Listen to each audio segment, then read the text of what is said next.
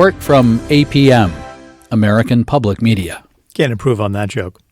Support for NHPR comes from you, our listeners, and from Dartmouth-Hitchcock, rated #1 hospital in New Hampshire by U.S. News & World Report, providing compassionate care for families in New Hampshire and beyond, d-h.org. And Barron's Major Brands Appliances, committed to employee training in order to help customers find the right appliances and mattresses to accommodate their lifestyle. barronsmajorbrands.com. The Exchange is next on NHPR. These are the stations of New Hampshire Public Radio. WEVO, Concord, 89.1. WEVS, Nashua, 88.3. WEVH, Hanover, 91.3. WEVN, Keene, 90.7. WEVC, Gorham, 107.1. WEVJ, Jackson, 99.5. WEVF, Colebrook, 90.3. And WEVQ, Littleton, 91.9. And online at NHPR.org. From New Hampshire Public Radio, I'm Laura Canoy, and this is The Exchange.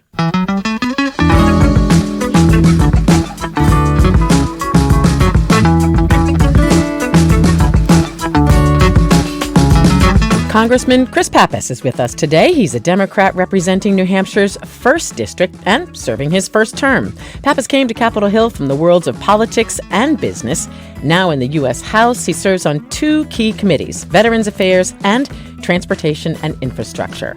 Like many members of Congress, he spent much of the summer traveling around the 1st District, whose boundaries include Manchester, Portsmouth, Rochester, much of the Lakes region, and the southeastern White Mountains. And so we'd like to hear especially from 1st District voters today. It's your chance to talk with your Congressman, Chris Pappas. Send us an email. It's exchange@nhpr.org. Once again, exchange@nhpr.org. Use Facebook or Twitter @NHPR Exchange, or give us a call, 1-800-892-6477. And Congressman Pappas, welcome back. Nice to see you. Good morning, Laura. It's great to be with you today. Let's start with climate change. Half the Democratic presidential candidates roughly appeared at a CNN town hall yesterday, focused solely on this issue. From what I read, the town hall lasted 7 hours, so a lot of time, a lot of attention on this. And as you know, it's a big issue for Democrats as well. A couple of the candidates yesterday, Congressman Pappas, called for a carbon tax as a way to reduce fossil fuel use, move the economy toward cleaner energy. Would you support a carbon tax?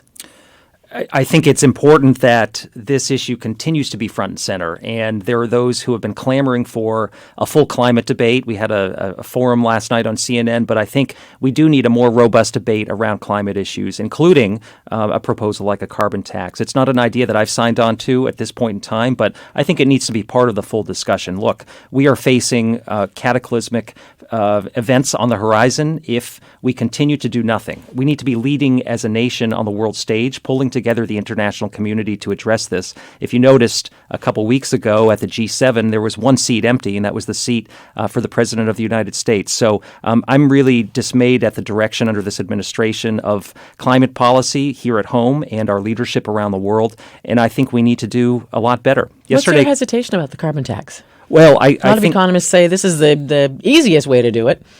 I think there are many proposals. Or simplest. There are many proposals that are out there, and certainly that proposal looks to put the incentives in the right place so that we decarbonize our economy, that we transition to renewable energy sources, both in the energy and transportation sectors. I think that we need to get moving in that direction. We only have a few years before we're going to reach a tipping point, and we've got to make sure that we stave off the worst that climate change can bring upon our state. We're already seeing the impacts of it all around us. We can measure it in our own communities in terms of sea level rise, rainfall, temperature increases, the impacts on the moose population. So it's long past the time to bury our heads in the sand, and we've got to get going on this. We did create a select committee on climate change in the House, and they are working up proposals that I hope will be part of a fuller discussion of legislation that we will move forward in the House this year, and I'm committed to working with my colleagues to do that. So it sounds like you're still looking at a carbon tax. You're not completely opposed, but not certain yet. Is that right, Congressman Pappas? I think there are ways that we can put the incentives in the right place. And so whether it is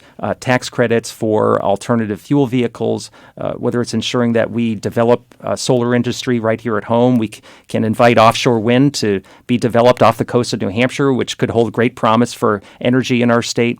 So I'm looking at an all-of-the-above proposal that would allow us to make the transition that we need to make over the next years and decades to be responsible.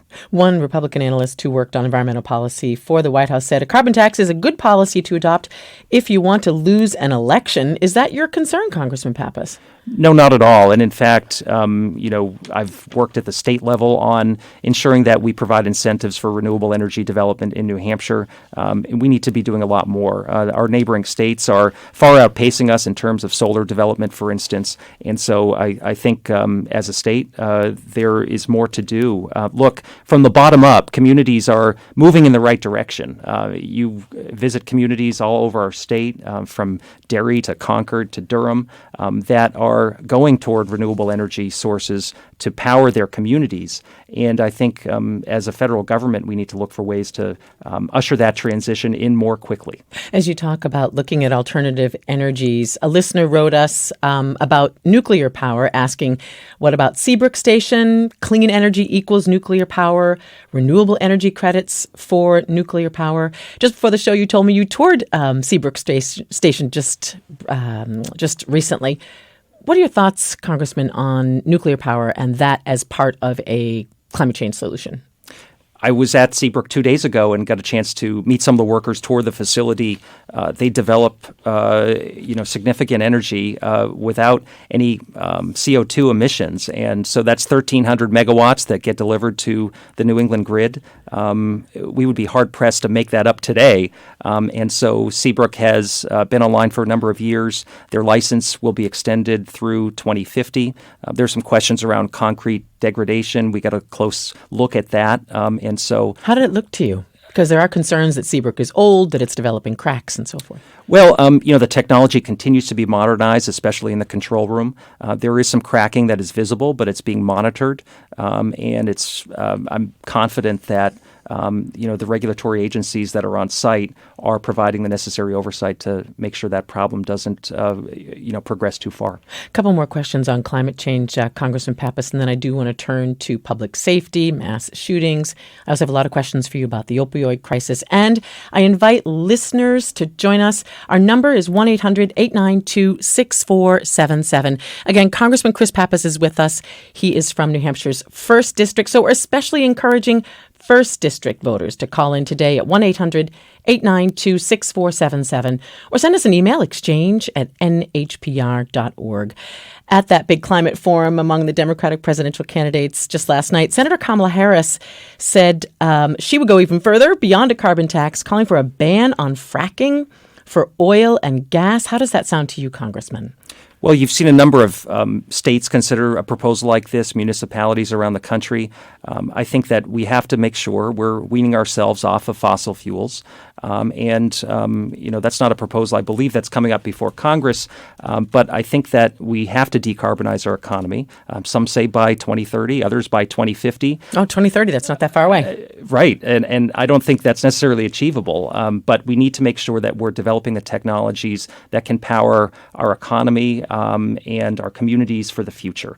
We've got to make sure that we develop this technology in a rapid pace, and so we're going to be looking for ways to invest in that and put the incentives in the right place so that transition happens. Well, and Republicans have characterized Democratic proposals on climate, like the one that Senator Harris proposes, as unrealistic, even dangerous for Americans and our economy, saying that the country isn't anywhere near ready to go off fossil fuels if we still want to turn the lights on and the computers on. What do you think, Congressman Pappas, what sounds unrealistic to you in terms of some of the solutions that your fellow Democrats are putting out there? Well, I think that proposals like the one you mentioned from Senator Harris and others that have been floated, I think understand the urgency of the situation that we're facing around climate change. We have a very small window here to be able to effectuate some meaningful change. But we also have to recognize that the cost of doing nothing is far greater than the cost of transitioning away from fossil fuels to clean energy sources. So I think that it's a smart investment for us to be making for our future, to protect our economy, our way of life, our communities, our coastlines. And, I think we should consider proposals like that in the fullness of the debate. But we also have to be realistic that we don't have all the technologies we need today to get to where we need to be in 2050. So we essentially need to build this plane as we're flying it, but it's going to take a strong commitment for us to do that. We also need a leader in the White House who's going to be leading that charge. We just can't leave it up to businesses and local communities to figure this out on their own. We need a national policy on this. We need to be convening nations of the world around how we can attack this problem so that we stave off the worst threats of climate change. What impacts of climate change do you see in your own district? Yesterday, I was in the town of Newmarket, and they're installing a new culvert on a road that had been, blocking Great Bay from being able to flow freely and free passage of eels and fish under that bridge. It's become basically a dam under certain circumstances with increased storms, and so they're having to make that upgrade for their community so that there's safe passage for residents in that area.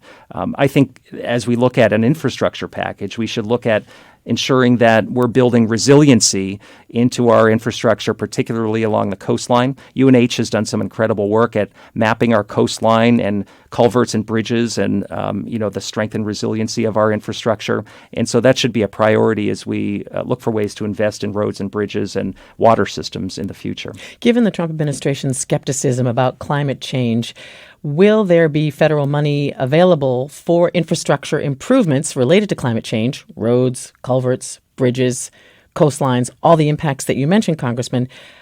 Can you even ask for money for infrastructure improvements related to climate change from an administration that doesn't really believe in climate change?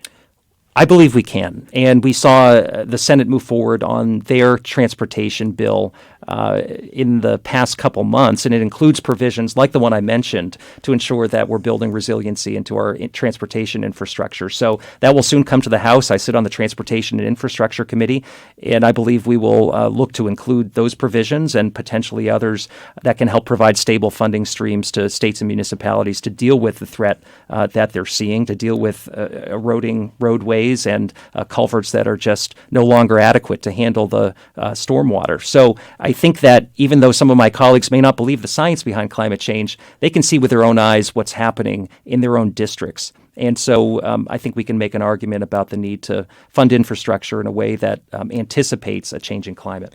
One more question about infrastructure related to climate. Congressman, the state of New Hampshire, as you know, is in the process of widening Interstate 93. This is a project that's been going on for a long time.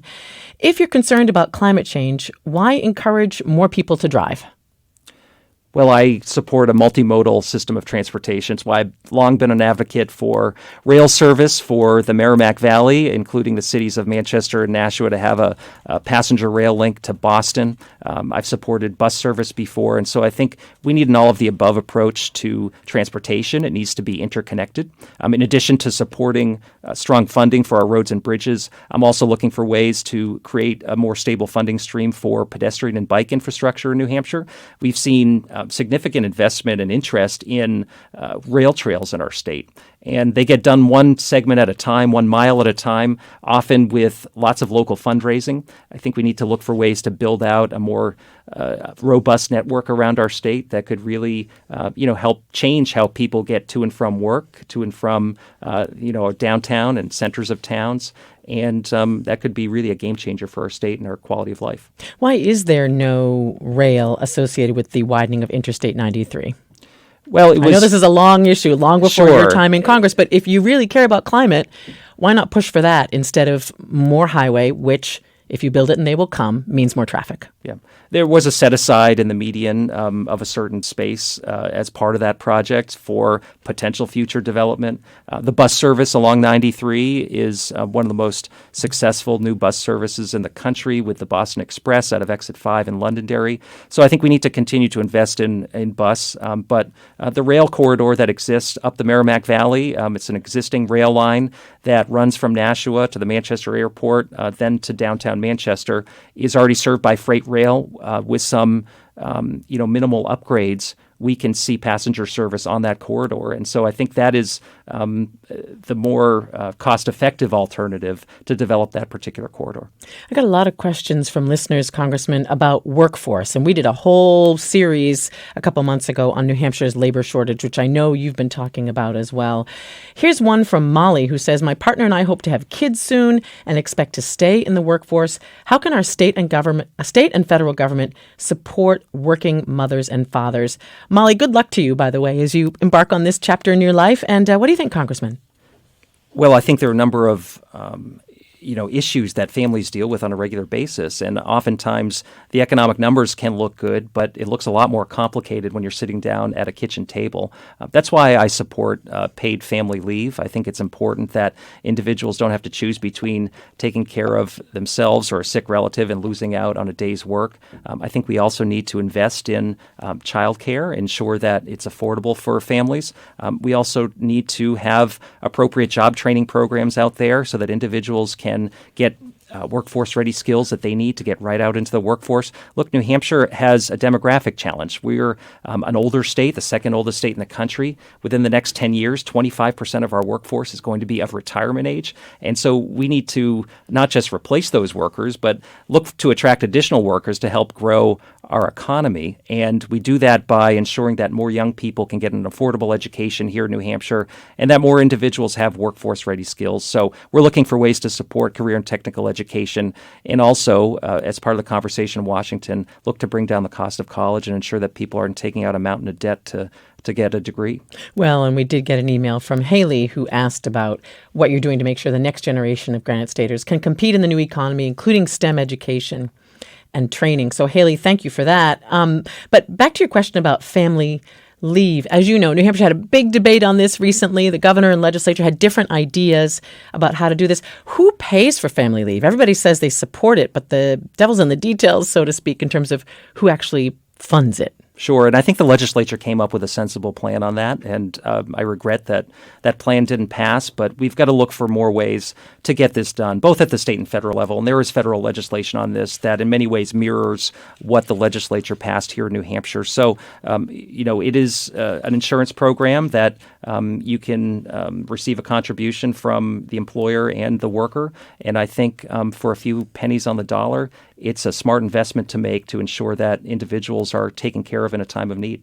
We got another question from a listener who says, this is talking about the minimum wage, and I did want to ask you about that, so thank you to this person. You voted for a $15 an hour minimum wage. Why does your family restaurant, the Puritan Backroom, offer less than $15 an hour? Can you clarify, Congressman Pappas, please? Sure. Well, I'm very proud of the family business that I grew up in. 4 generations of my family have operated this restaurant.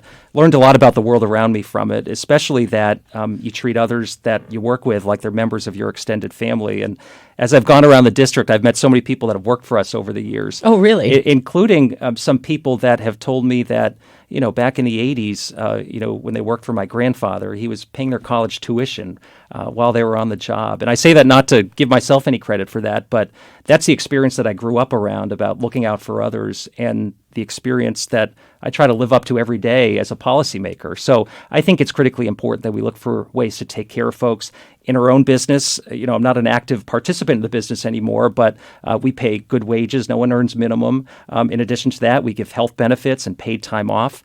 And I think it's important that the workers of this country get a raise. The Raise the Wage Act, which I supported in the House, would increase the minimum wage to $15 over time by the year 2025. So the listener is correct about that you did vote for a $15 minimum That's wage. right. It would increase it over time to $15 in 2025 and would tie it to inflation. And it's been over 10 years since a proposal has been considered to raise the minimum wage, and it's time that we did it. So this person also says you don't pay $15 at the Puritan. Is that correct? Well, there have been some stories because there have been some job postings out there, looking for qualified help at the business. And they did list pay rates that were, in the, say, $12 to $18 range for, kitchen help. Our workers on average earn a good wage. And, as I said, the minimum wage bill would get us to $15 by 2025. That's not inconsistent with how the business operates or how I think the workers of this country should be treated. Okay, we will take a lot more of your questions after a short break, and we will turn to policies concerning guns, also health care, and New Hampshire's opioid crisis. We welcome your questions and comments, especially 1st District voters today. Our number, 1-800-892-6477. Email exchange@nhpr.org. You can use Facebook or Twitter if you'd like. It's NHPR Exchange. More with Congressman Chris Pappas in just a moment. This is The Exchange on New Hampshire Public Radio.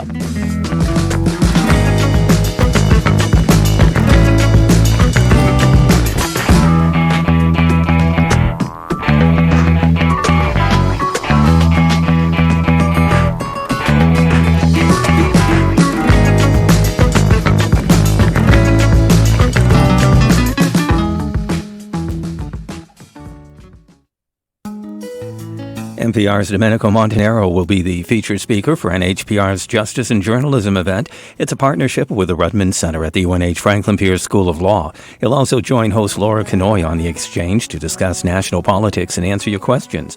Don't miss Domenico Montanaro on The Exchange on September 18th at 9 a.m. here on NHPR.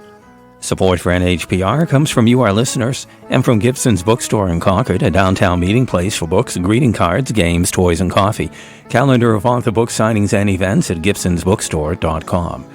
And from Absolute Resource Associates, providing indoor air quality services, including mold, lead, asbestos, vapor intrusion, and more, absoluteresourceassociates.com. Sunny for today, high temperatures upper 60s to lower 70s, then partly cloudy tonight, overnight lows mid-40s to around 50 degrees. This is NHPR.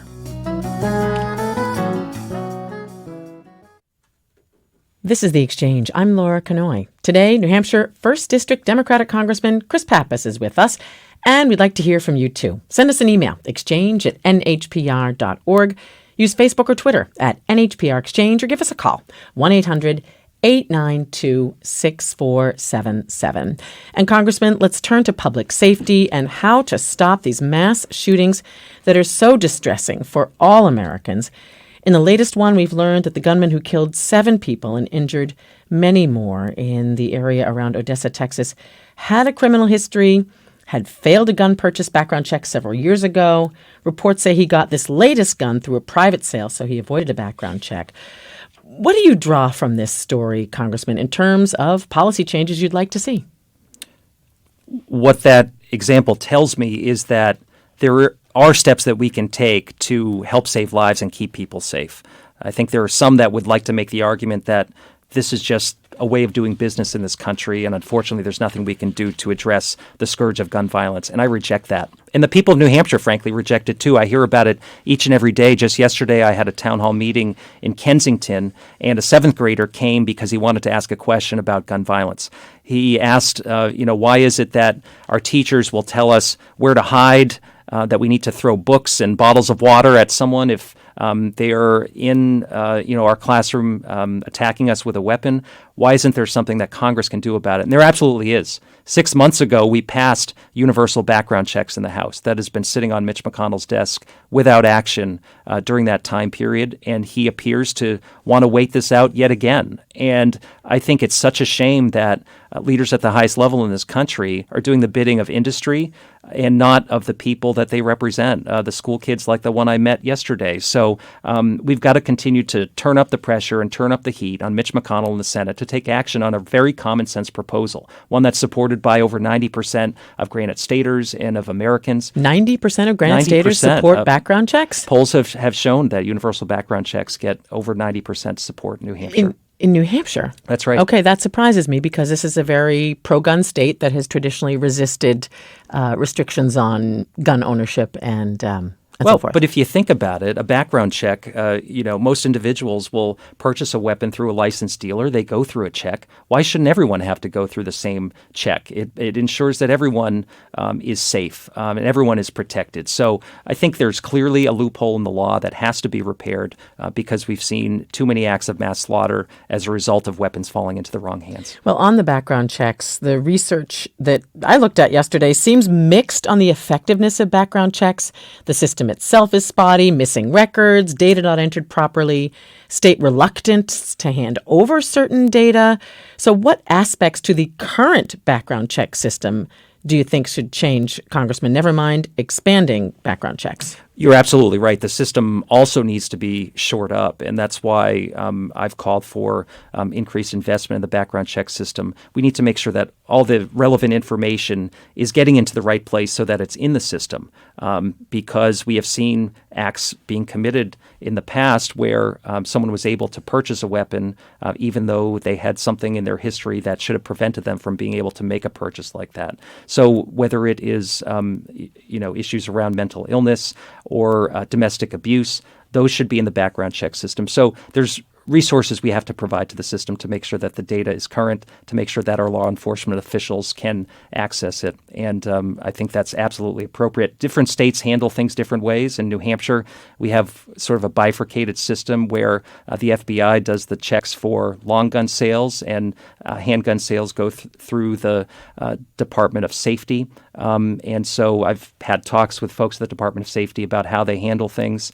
And I think we need to continue to involve those entities in the conversation moving forward so that they have everything they need to make sure that the system is shored up. In New Hampshire, it's not required to report mental illness to the federal system for gun background checks. New Hampshire does not submit these names to the NICS, the National Instant Criminal System. The National Alliance on Mental Illness New Hampshire chapter has expressed concern that this group, which they say is more likely to be victims of violence, could be unfairly singled out, possibly deprived of their rights. People who are struggling with mental health issues maybe wouldn't seek help because they'd be afraid they'd lose their guns in the process. So what do you think? Should these names be submitted to the national system or not from New Hampshire? Well, I think we should look at what other states have done with this issue, how they've handled it. I think those are appropriate concerns to express, because certainly we don't want to take any steps backward as we look to destigmatize mental illness and give individuals access to the care that they need.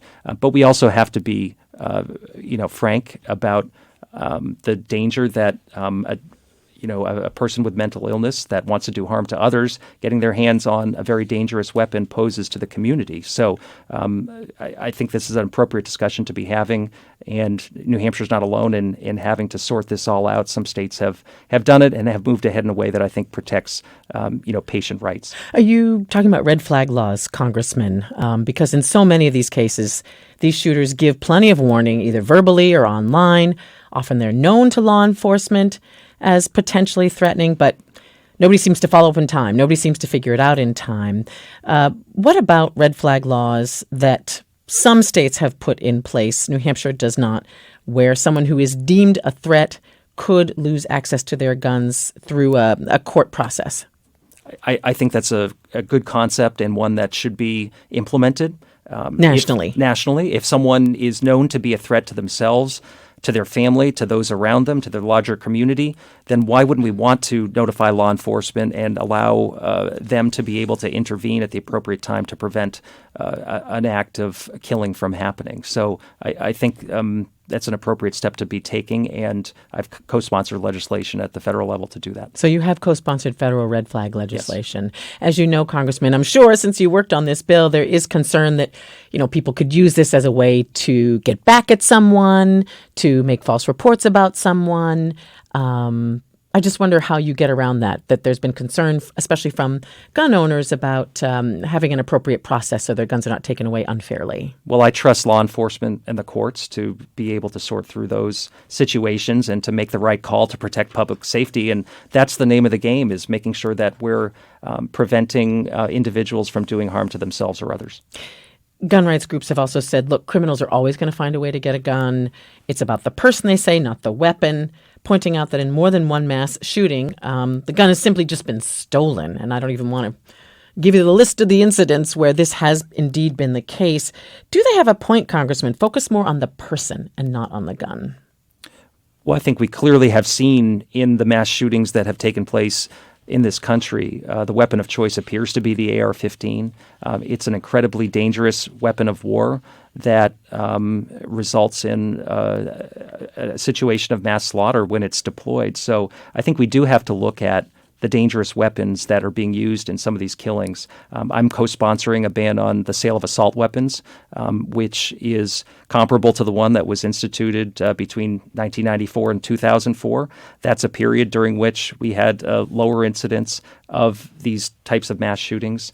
And I think that's, again, a policy that's supported by individuals here in New Hampshire and across the country as a way to prevent these deaths from happening again. What is an assault weapon? Because I've gotten emails and been in conversations with gun owners who say that this term is not properly used. So what is that, especially as it's defined under the legislation that you support? Yeah. Well, it all comes down to the number of military-style characteristics that a gun has. And so I'd have to refer to the legislation, but, we can we need to ensure that these dangerous weapons that are used in war in theaters across the world by our military aren't getting into the hands of individuals that seek to kill others or to cause harm to their community. And I think that's a sensible step to take to make sure that we're saving lives. How many more people are we going to lose before we see something happen on this front? We can talk all day about the proposals that are out there, but unless we can muster the political courage to do something,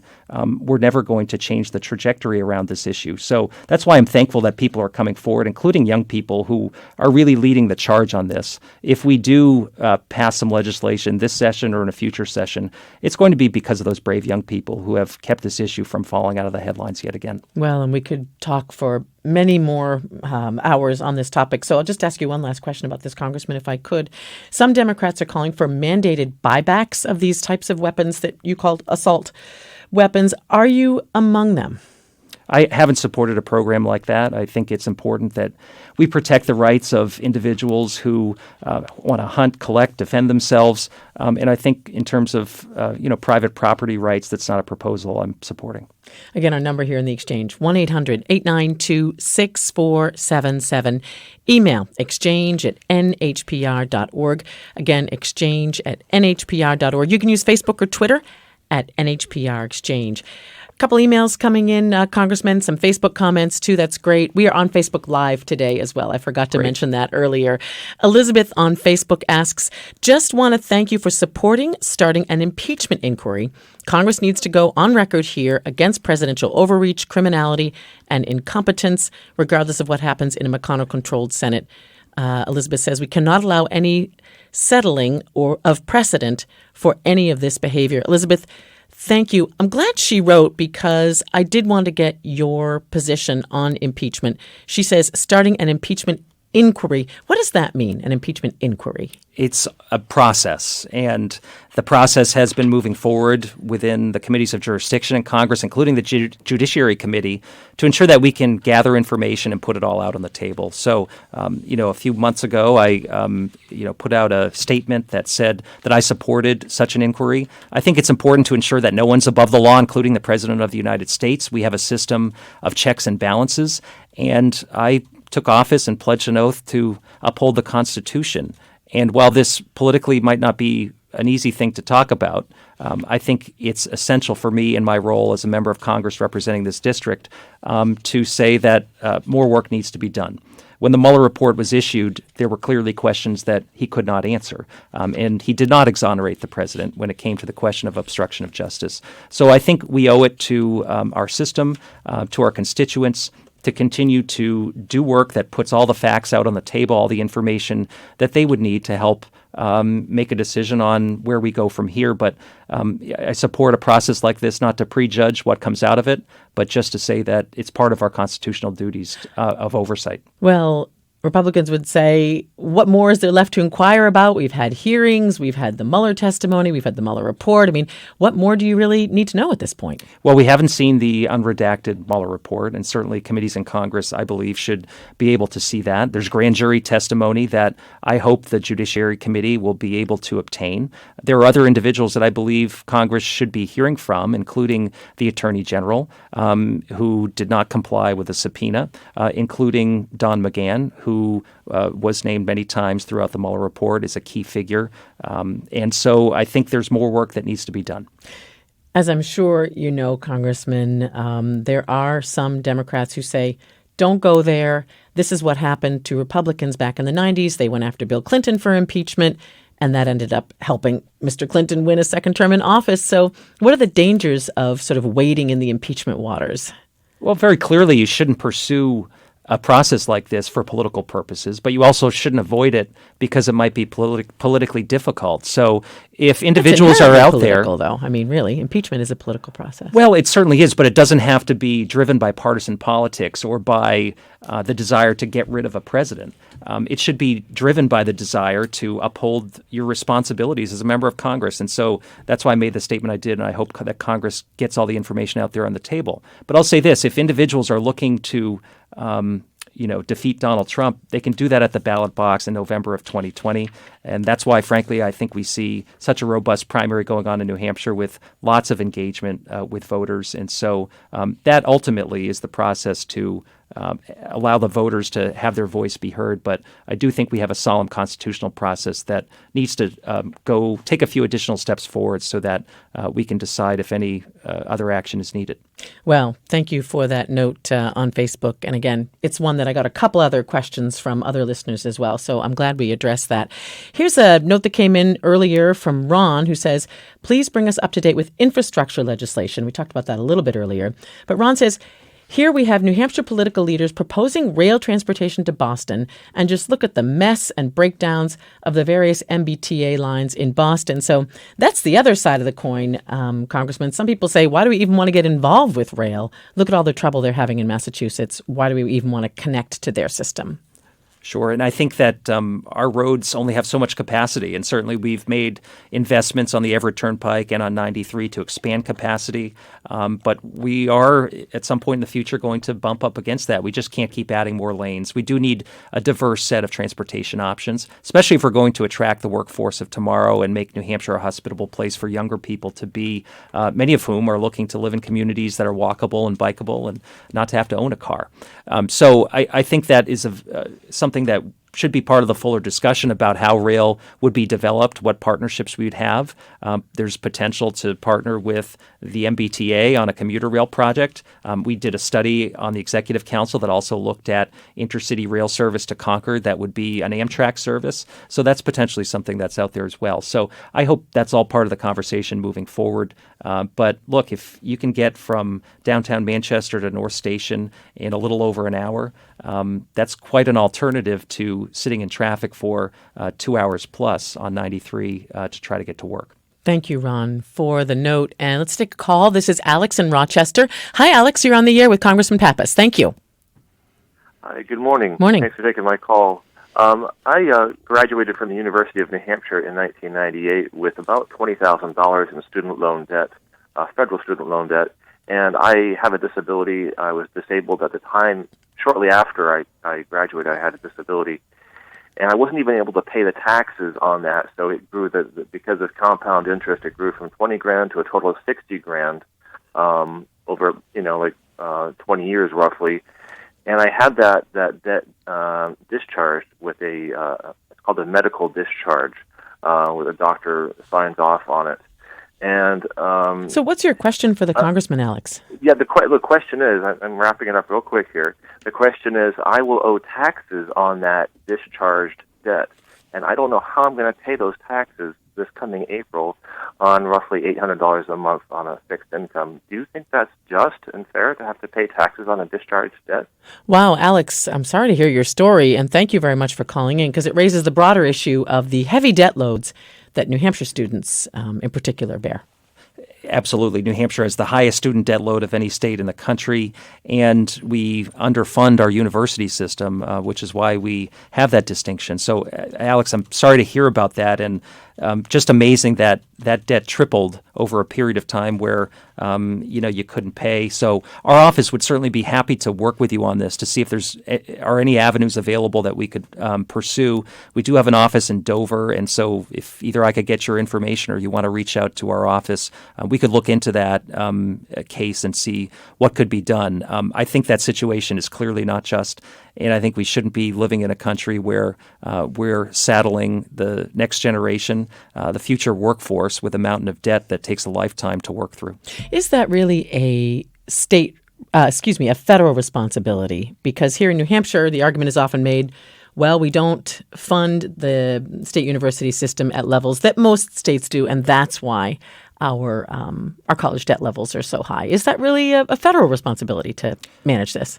Well, I think in terms of Alex's case, there's a federal intersection. Sure, with in the terms of loans. Alex. I'm talking about the broader. But I think it absolutely has issue. to be a shared, equation of more state support here in New Hampshire, but also expanded grants and loan forgiveness programs at the federal level that can help students right here. Well, and I'm glad you mentioned your local office because people often forget you do have constituent services around the district. And, if people have issues with federal agencies, they can go to these constituent service offices and maybe get a little assistance there. And that, to be honest, is one of the most rewarding parts of the job, is helping people. All right, Alex, glad you called. You can join us too, 1-800-892-6477. Send us an email, exchange@nhpr.org. Coming up, we will talk about immigration and healthcare and keep hearing from you. This is The Exchange on NHPR.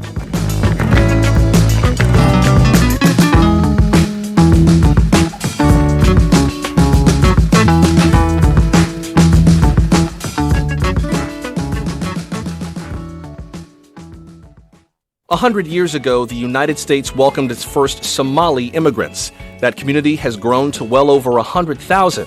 What matters most to them in the places they now call home? We're not going anywhere. We are here.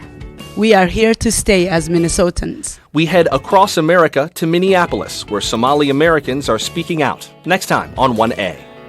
That's this morning at 10 here on NHPR.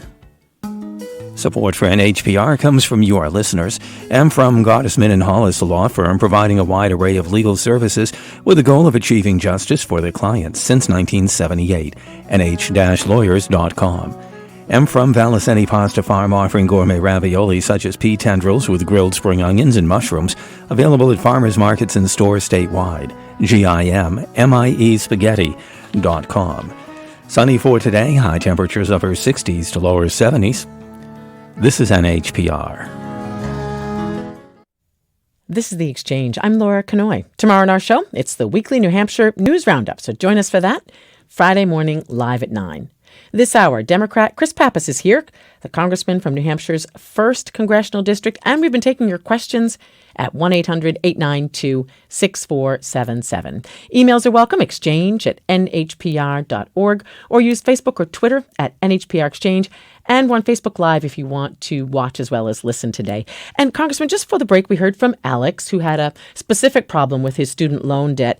And in addition to addressing the issue of student loan debt broadly, you advised him to seek help at your constituent service offices here in New Hampshire. What are you hearing from these offices lately, especially as you've been touring around the district this summer? What are some of the number one and number two complaints that people come to these offices with? We have 2 district offices. One is in Dover, the other is in Manchester. But we do mobile office hours in communities across the district. We're hoping to get to every town hall before the term is up to be able to interface with town officials and open our doors to members of the community. I'd say the top issue that we hear from constituents about has to deal with veterans benefits. The VA is a complicated bureaucracy to navigate, and oftentimes our veterans need some assistance or need an advocate to get through that process to get the benefits that they deserve, the type of care that they deserve based on the service that they perform for our country. In addition to that, we receive calls about immigration cases too, so I'd say that might be a close second. But it couldn't be anything that has to deal with the federal government, anything from a benefits issue to visiting Washington, D.C. and wanting help getting a tour of the Capitol. We do a little bit of everything for folks, and it is a very rewarding part of the job, and we have significant staff resources that's devoted to it. Well, since you mentioned veterans health care, I want to let people know we're working on a show on that issue because there's been a lot going on lately here in the state and nationally. We're hoping to pull that together for next week. So I won't ask you a lot about that now, Congressman, but as you know, you're on the committee, the Veterans Affairs Committee. A lot of controversy around the quality of veterans health care. What are you doing to make veterans health care better? Well, I'm honored to have a seat on the House Veterans Affairs Committee, and I chair the Oversight and Investigation Subcommittee.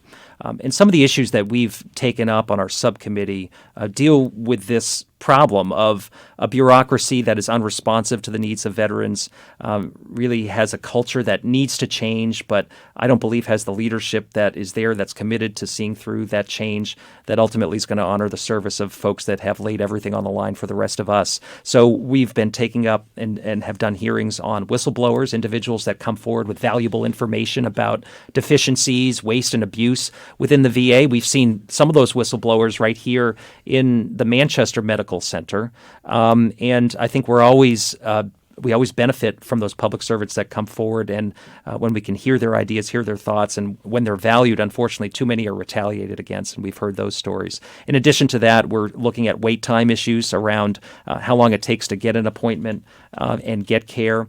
We also have significant concerns about the rollout of a new community care model with the Mission Act, which was passed into law in the last session of Congress. This is going to allow more providers to be a part of the VA system, and we need to make sure that that happens in a way that allows veterans to get care in communities closer to home, but also is up to the standards of care that we would expect of our VA system.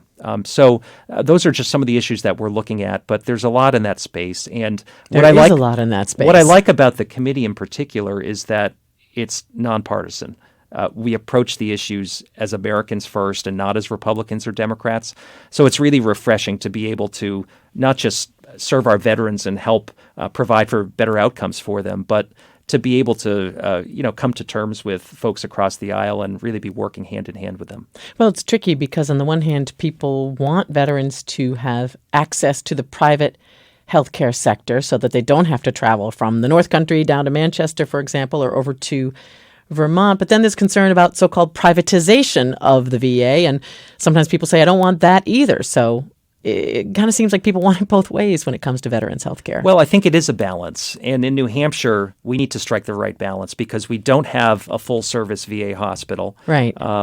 But we are also a rural state that lacks access in many communities. So we need to look for ways to bring in other partners into the system. But I think that fundamentally shouldn't replace the VA itself. We should not look to privatize VA services. I think there is great value in having a system to support our veterans where they can come to a place that understands them, knows their experiences, that helps create a sense of community for our veterans. And so I think the VA is well positioned to do that. We just have to continue to work with them on some of the reforms that Congress has identified over the years. Let's take another call, Congressman. And this is Paul in Bedford. Hi, Paul, you're on the air. Welcome. Yes, a carbon tax is virtually politically impossible. However, what we really need is called carbon fee plus dividend. Charles Schultz, who is a Republican Secretary of the Treasury under Reagan, proposed this a number of years ago, and basically the carbon fee, the money from the carbon fee would be returned to everybody and to pay their higher fossil fuel bills once we have a tax on fossil fuels. And this money, though, would go into the economy and create jobs. It's sort of a win-win, and over the long term, the cost of fossil fuel or the energy from fossil fuels would go down. It'd be economically unviable, and in the long term, we'd have non-carbon energy. So a carbon fee instead of a tax, Paul, kind of sounds like the same thing. Pardon me for not understanding the subtlety there. It's all one phrase. Carbon fee plus dividend. I see. If you say carbon tax, that will turn people off. If you say carbon fee plus dividend, what's going to happen is you put a fee on carbon, any gasoline, for example, the price of gasoline will go up. However, everybody will get that money back to pay for the higher cost of gasoline. But at the same time, in the long run, gasoline will be so expensive that you'll want to go to an electric car. Okay, well, thank you for calling, Paul. And this relates to our earlier conversation about a carbon tax, whether you would support it or not. I just want to let you and Paul know that we did receive a lot of other comments from other listeners who wanted to talk about the carbon tax. So go ahead, Congressman, if you could just return to that. Well, idea. I want to thank Paul for calling in, and I've met with constituents on this specific issue, and there's legislation that's been filed in Congress that brings forward this proposal of a carbon fee and dividend. I think it's an interesting idea. It's one that's on the table table right now. One of the concerns I have around it is that I believe it would pause regulations of greenhouse gas emissions, and so I do have concern about the regulatory structure. That's part of it. But Paul, I thank you for the call and for bringing forward this idea. I think we all need to put our thinking caps on these days, and make sure that we're moving forward in a responsible manner. And if that's something that can tip the scales in the right direction, then we should be talking about it. Let's talk about healthcare, Congressman. I know you've been working on this issue, especially in the district in terms of the opioid crisis. So let's start with that, but there's a lot to talk about. The state is slated to receive, as you know, about $45 million in federal money aimed at the opioid crisis over the next 2 years. With that grant, the state established a hub-and-spoke model, now called the Doorway. But last week, Manchester Mayor Joyce Craig and other city officials said the program, as they see it, is failing its main goal, which is to provide round-the-clock treatment access within an hour's drive of a patient's home. How do you feel about the Doorway, Congressman? What's your view on how well this is working or not? I've heard about this all over the state, and I was on the executive council when the concept was first brought forward, when we accepted the federal money and contracted it out. And I think it holds promise. But I believe there have been some issues, and the mayor identifies some that I think are of concern, especially to folks in the Manchester area. You should also remember that before this hub and spoke model, we had Safe Station in Manchester. We still have it in Manchester, but we were seeing folks from all over the state coming to Manchester, using the fire stations as a doorway to get access to services.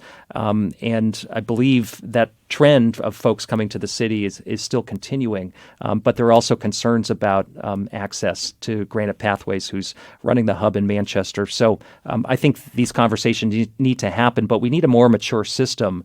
And we do that by measuring outcomes, by gathering data, and by ensuring that there's investment over time. That's what I look at in terms of my role at the federal level. Just yesterday, we announced some additional funding that's coming to do just that, to help us measure data and also to provide additional funding for hub and spoke moving forward. We need to sustain this effort over time because, frankly, we got into it because we underfunded addiction treatment and mental health services in our state, and we've been playing catch-up since. I read about that new federal money. So is that what it is largely aimed at, Congressman Pappas, tracking what's been going on, making sure these large chunks of federal money are being appropriately spent? That's part of it, and that was beginning to happen with Hub and Spoke. But I think it will provide the State Health and Human Services Department with additional information on overdose deaths in New Hampshire and looking at how we can best prevent those. So ultimately, that's the point we need to get to, is finding out where is the money best spent, where are the investments going to save lives. We're seeing such a high death rate in our state still. It's leveled off, but we are losing so many of our friends and neighbors and community members, and we can't allow this to continue to happen. We need to give law enforcement the support they need, ensure individuals have access to health care. We need sober living environments for folks, need to ensure that there are peer-based recovery programs that are there so folks can stay on the right path. So all of this takes time to construct. But we can't get there without having the level of funding from Washington that's appropriate. So we'll continue to work on that end.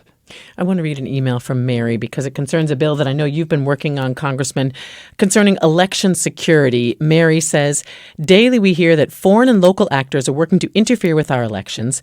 New Hampshire has always had paper ballots. However, unless they are reviewed, we cannot be assured that the counting machines have not been tampered with. Although New Hampshire has a lot of hand recounts of elections, almost none are on statewide and federal races. Mary asks, do you support a mandatory audit of election results or a random hand count verification of results in key races to assure voters that their vote has been accurately counted? Mary, thank you very much for that note. And Congressman, what do you think? Election security? Well, I think we have some great election officials in New Hampshire that, understand how our system works and know the value of having a paper trail. And really, we should have a paper trail across this country when it comes to our elections.